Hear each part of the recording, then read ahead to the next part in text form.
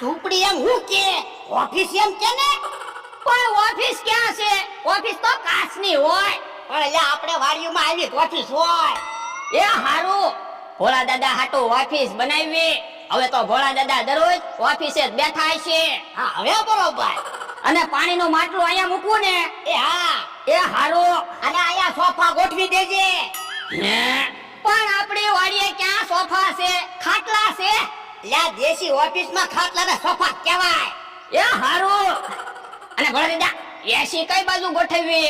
પણ એસી હું કામ ગોઠવી? આપણે ચારેય બાજુથી પવન આવે. તો આમથી પવન આવે, આ બાજુથી પવન આવે, આ બાજુથી પવન આવે, અને આમથી પવન આવે. હવે ઈ બાજુથી તો અમથો આવે. હે તો કાઈ બોલતો નહીં, એને બતાવતો નહીં. આપણે તો ભોળા દાદા હવે નવી નવી વસ્તુ બનાવ્યા જ કરવાની. ભલે બધાને બળતરા થાય. એય સંભળાવો કોને કરે?